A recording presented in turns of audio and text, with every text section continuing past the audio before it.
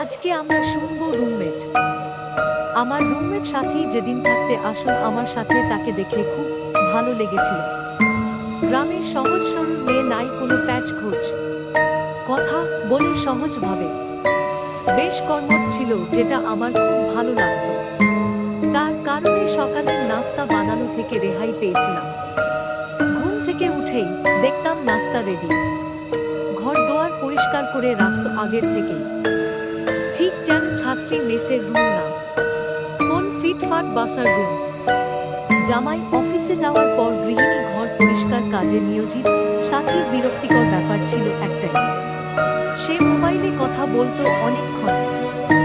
এখনকার যুগের মেয়ে মোবাইলে কথা বলবে স্বাভাবিক, কিন্তু যেটা দেখা যেত ঘন্টার পর ঘন্টা মোবাইল যে কানে দিয়ে রাখতো কিন্তু কথা বলতো না। ওই পাশ থেকে ফিসফিস করে কে যে কি বলতো বুঝতেই পারতাম না।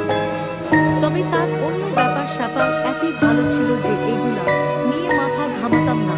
একদিন আমার হুট করে মনে হলো সে তো দিনের বেলা কথা বলে না, কথা বলে শুধু রাতে, সারা রাত প্রায় কথা বলে আর আইনের আগে শেষ করে। প্রথমে ভাবার পর আমি আর একটু ভালো করে খেয়াল করার চেষ্টা করি, দেখি আসলেও ব্যাপারটা তাই। সে বাড়িতে বা বন্ধু বান্ধবের সাথে দিনের বেলা কথা বললেও যার সাথে আসলে অনেক কথা বলে তার সাথে দিনের বলে কথা বলে না। রুমমেট হিসেবে যদিও এইসব নিয়ে নানানারি ঠিক না, তাও ওকে প্রশ্ন করেই বসি একদিন যে কার সাথে সারা রাত কথা বলে। সে জানায় তার ছেলে বন্ধু, মানে সরাসরি না বললেও বোঝাই যায় সে তার প্রেমিক। তো ধীরে ধীরে আমি জানাতে চাই যে ছেলে কি করে, বলল যে দেশের বাইরে থাকে। এভাবে আরো কিছুদিন যায়, রাত হলে কথা শুরু হয় আর ফজরের আয়ান পর্যন্ত কথা চলতে থাকে। একদিক থেকে দেখলে সব ঠিকই আছে, কিন্তু তার চাল চলন আমার কাছে স্বাভাবিক মনে হয় না।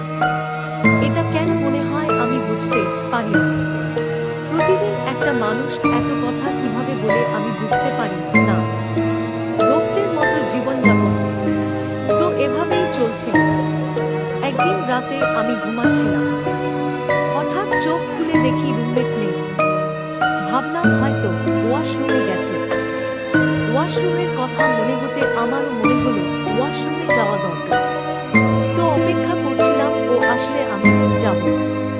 মাঝখানে আমি একটু আমার রুমের অবস্থান সম্পর্কে বলে নিই। এটা একটা 4 তলা বাসা, আর আমার রুম চিলেকোঠায়।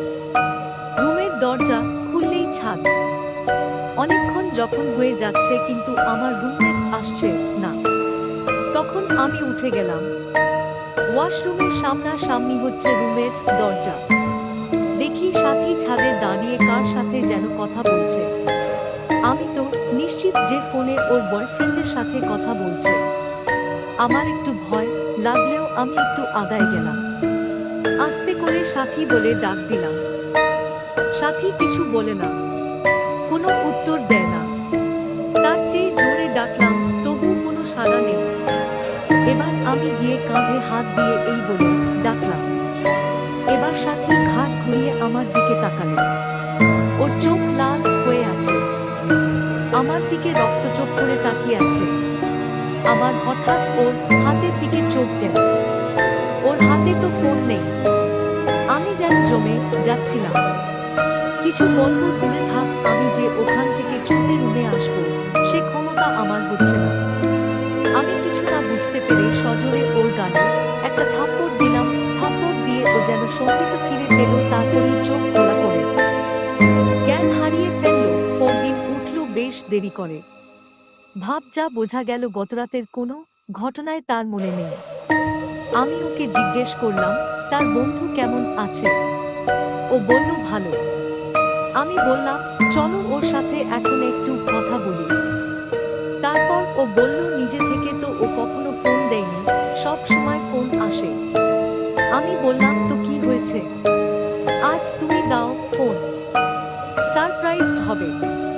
কিন্তু সাথী তখন আর নম্বর বের করতে পারে না।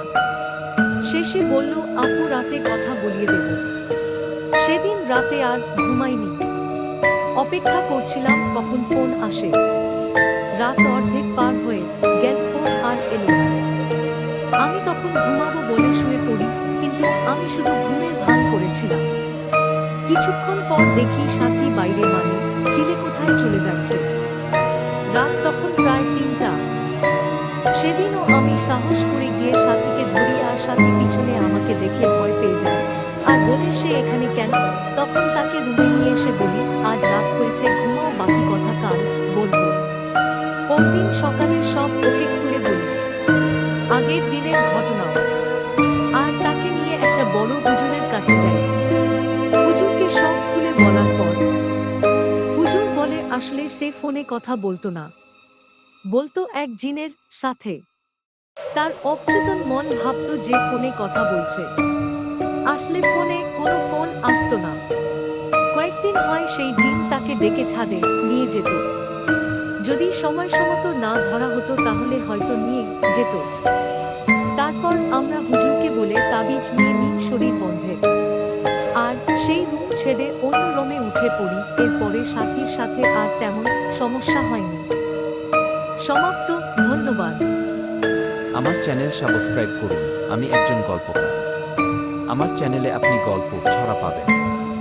বাচ্চাদের আনন্দ, শোনা, কথা বলার জন্য তৈরি করা এই চ্যানেলে আপনি অনেক নৈতিক গল্প পাবেন। এই চ্যানেলে আপনি বাংলা এবং ইংরেজিতে অনেক বিখ্যাত লেখকের গল্প পাবেন।